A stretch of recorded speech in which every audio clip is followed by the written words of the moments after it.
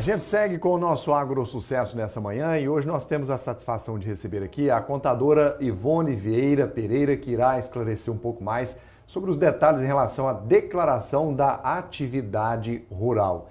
Ivone, bom dia, bem-vindo ao nosso programa. Bom dia, muito obrigado pela oportunidade de aqui poder compartilhar um pouco do nosso conhecimento sobre a atividade rural. E você que está acompanhando o programa, seja através da Band, seja através do nosso site gsnoticias.net.br, fique à vontade também para interagir com a gente. Ivone, o produtor precisa declarar ou não? E o que o produtor rural precisa saber? Quais são os critérios? Bom, o produtor rural ele tem que atentar às normativas inerentes a qualquer pessoa física obrigada a apresentar a declaração de ajuste anual. Então, vários são os critérios que estabelece como obrigatoriedade. Em se tratando exatamente do produtor rural, se ele possui uma receita com atividade rural superior a R$ 153 mil, logo ele já fica obrigado a declarar, mesmo que ele não se enquadre nos outros quesitos de renda tributável, de rendimento não tributável, de valor de bens disponível em 31 de dezembro de 2023. Então, se ele faturou acima de 153 mil no ano, ele já fica, então, obrigado a declarar. E esse faturamento inerente à exploração da atividade rural. Ivone, e quais são os impostos que incidem sobre a atividade rural? Bom, na atividade rural, são vários os critérios que a gente tem que atentar do ponto de vista dos encargos sociais inerentes ao INSS, ao Fundo Rural, ao FGTS, o Fundeinfra e ICMS. Em se tratando da declaração de imposto de renda, a gente está tratando então do imposto de renda sobre o rendimento tributável. Então, essa receita da atividade rural, ela fica então na declaração de ajuste anual sujeita ao imposto de renda. Agora, é certo, não é porque está tendo receita da atividade rural que aquela pessoa fica obrigada a pagar o imposto. Então, esse controle através do livro caixa dele é que vai então dizer, vou ter que pagar imposto de renda ou não. Mas a carga tributária na atividade rural, digamos que ainda sacrifica o contribuinte. É verdade, a gente acompanha a atividade, acompanha os produtores e o setor para pagar imposto, né? São muitos os impostos e ainda assim, com a simplificação aí da reforma tributária, a gente sabe que ainda pode haver injustiça do ponto de vista contributivo. O nosso problema em termos de carga tributária não será solucionado com essa reforma tributária. Muito bem. E qual que é o rendimento anual bruto advindo da atividade rural que precisa ser declarado? É os R$ 153.199,50, ele fica obrigado a declarar. Bens e investimentos entram na declaração do produtor? Sim, todo aquele contribuinte, produtor rural ou não, que se enquadra em um dos critérios de obrigatoriedade de entrega da declaração, ele tem que declarar todos os bens e investimentos na ficha de bens e investimentos, assim como as dívidas, os ônus, direitos, os créditos. Tudo isso é passível de apresentação na declaração. Muito bem.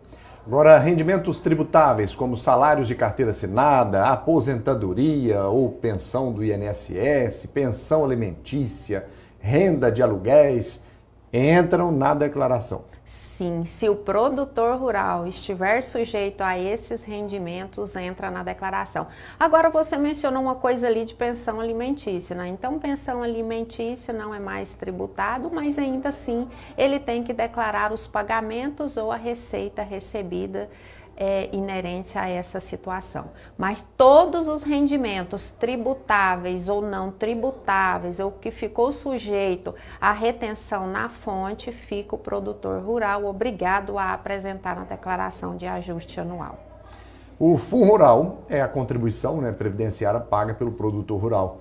Esse é um imposto considerado obrigatório, né, para todos os produtores, pessoas físicas ou jurídicas. Exatamente. O Fundo Rural é uma forma de custear, né, a aposentadoria aí de quem está relacionado diretamente com a atividade rural, e é devido sim pela pessoa física e pela pessoa jurídica. E eu deixo aqui como sugestão que hoje nós temos duas formas de pagar o Fundo Rural, né, na folha de pagamento ou então sobre a receita auferida. Então fazer um estudo de viabilidade tributária anualmente para que no ano seguinte possa escolher o melhor regime tributário, porque geralmente há uma diferença às vezes substancial e que o produtor às vezes não está bem orientado, não está atento, mas que pode impactar substancialmente no resultado da atividade rural. E o que enquadra em rendimentos isentos para os produtores? Bom, com relação a rendimento isento diretamente relacionado com o produtor, seria aquela parcela não tributável quando ele adota a presunção, que seria pagar o imposto sobre 20% da receita auferida, ou então quando ele mantém toda a escrituração do livro caixa digital ou não, onde ele apura prejuízo com a atividade rural, ali entra então a parte que é isento de pagar o imposto de renda. Esse acompanhamento eu sugiro que ele seja feito durante todo o exercício social, para que agora ele não seja pego de surpresa diante do que o leão pode fazer com a declaração de imposto de renda. Mas ele sendo produtor rural e, por exemplo, ser aposentado, é um rendimento que uma parcela fica isenta, mas que também está sujeita à declaração. Aquele que participa do quadro societário de alguma empresa e que recebe distribuição de lucros é isento, também faz parte do rol dos rendimentos isentos e não tributáveis. E assim a maioria dos produtores rurais, né, são acionistas em cooperativas, também recebem rendimentos que são isentos e que é passível de apresentar na declaração de ajuste anual. Ivone, lucro na venda de bens também precisa ser declarado? Depende da natureza do bem, do valor do bem, da destinação, para fazer um planejamento tributário saudável do ponto de vista da capacidade contributiva. Em linhas gerais, vendeu bens imóveis, tem que apresentar o ganho de capital, por mais que não tenha dado o imposto a recolher, tem que declarar essa venda.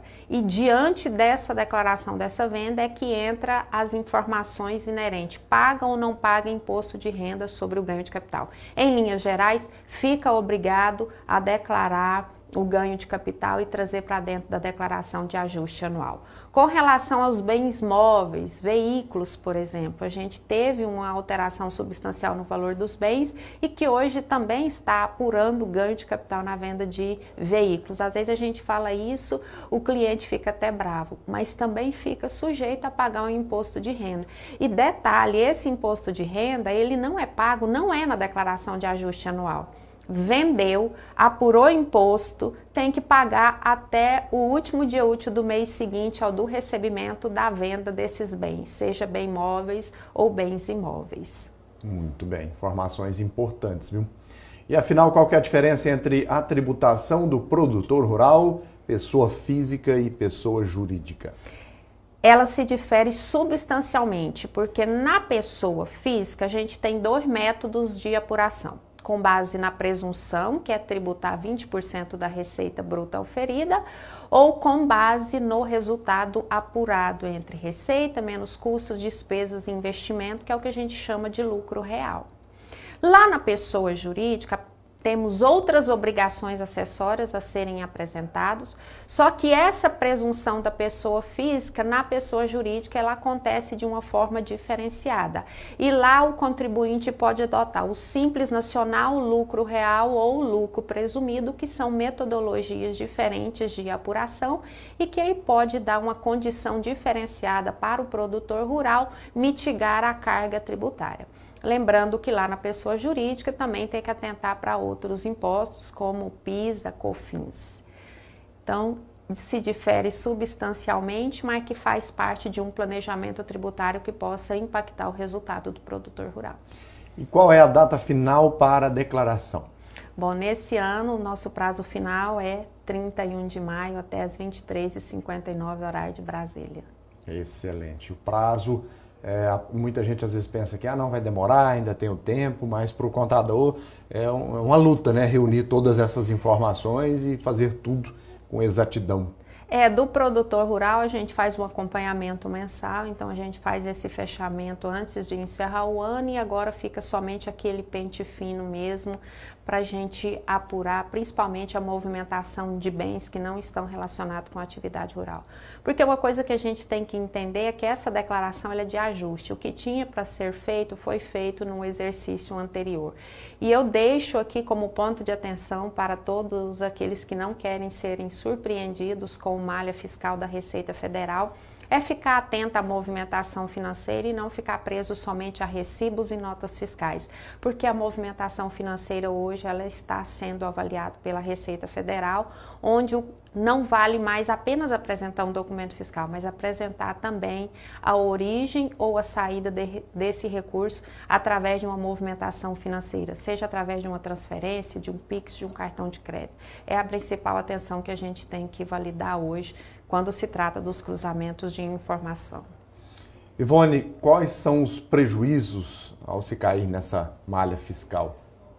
Bom, dependendo do critério onde cai na malha fiscal, primeiro que pode ter o CPF com pendência até bloqueado, impedindo até de receber PIX, fazer transferências e movimentações. E dependendo do risco, ou seja, da natureza que levou a cair nessa malha, fica aí então o contribuinte sujeito a uma multa de 20% do valor que não foi declarado, mais multa de ofício que pode variar de 70% a 220% do valor não declarado. Então, em se tratando de penalidades, elas podem ser salgadas, apesar de que no Brasil hoje nós temos o sistema de autorregularização, que é uma oportunidade do contribuinte se relacionar legalmente com a Receita Federal, mas é importante ele estar munido também de documentos e informações para que ele não passe por esse desgaste futuramente. Excelente. Ivone, muito obrigado pela presença aqui com a gente, trazendo informações importantes para o nosso produtor rural, que com certeza deve ficar atento aos critérios e também aos prazos e sempre contar com um profissional de qualidade para assessorar.